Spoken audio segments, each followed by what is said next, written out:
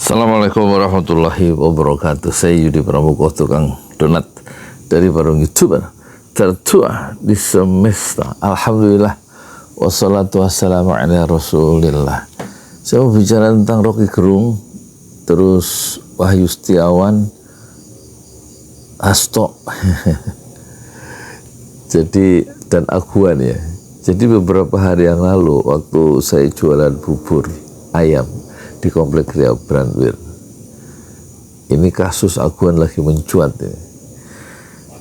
Datang seorang laki-laki kawan saya pakai sepeda, duduk di samping saya sebagai tukang jual bubur dan bilang gini, itu nanti satu Aguan nggak mungkin ditangkap katanya, dan kedua sebentar lagi juga nanti kasusnya Aguan tuh hilang katanya karena ada kasus lain.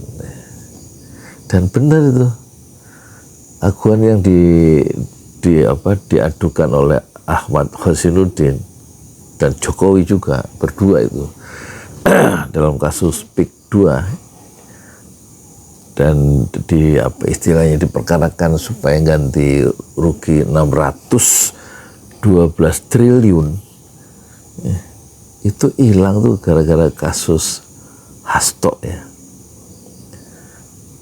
yang sebenarnya nilai kasusnya itu cuma 600 juta yang diterima oleh si itu Wahyu Setiawan, komisioner KPU itu loh, bener hilang. Jadi memang ini satu cara ya untuk menutupi kasus yang lebih besar, dimunculkan ya dengan cara mentersangkakan orang nomor 2 di PDIP yang lebih seksi.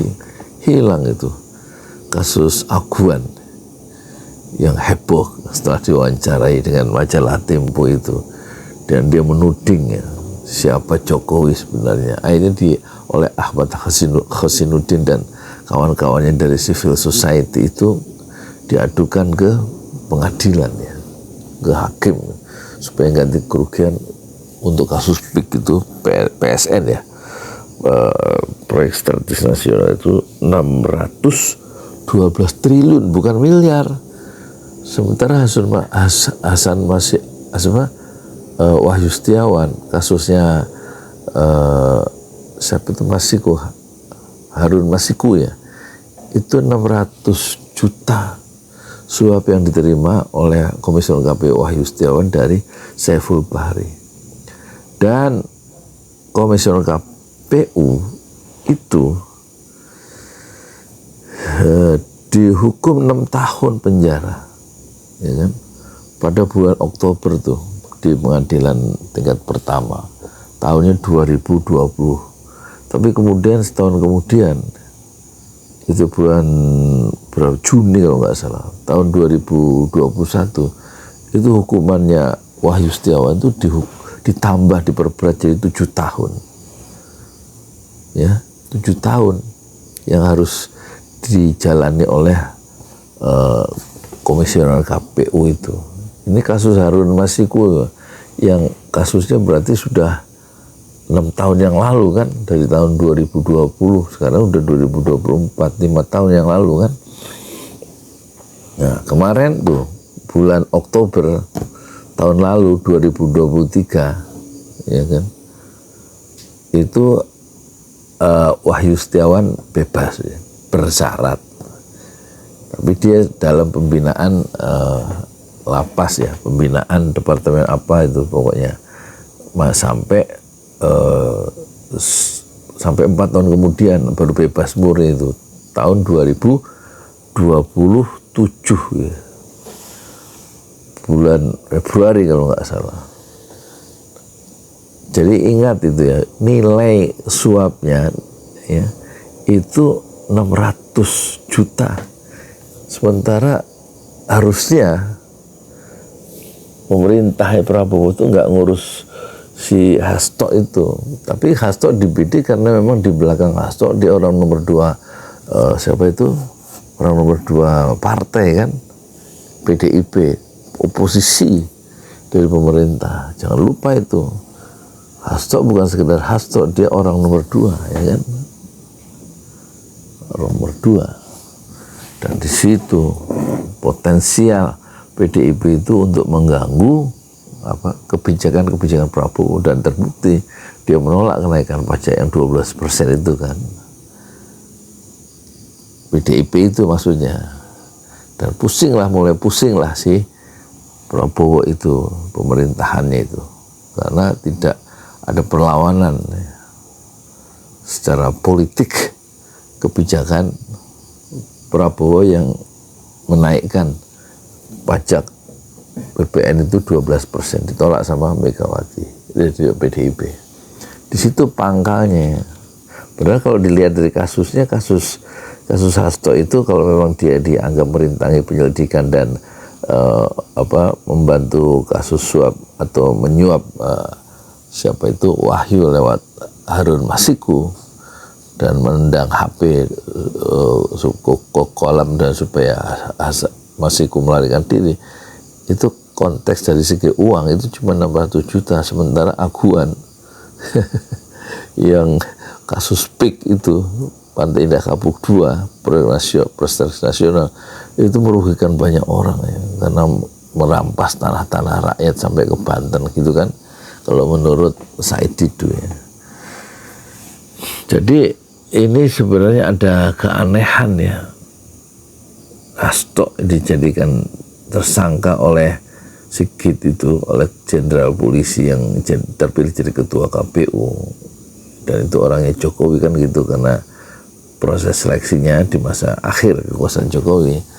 Tentu ini adalah rangkaian ya, bagaimana menjinakkan ya, oposisi PDIP melalui penetapan Hasto Kristianto sebagai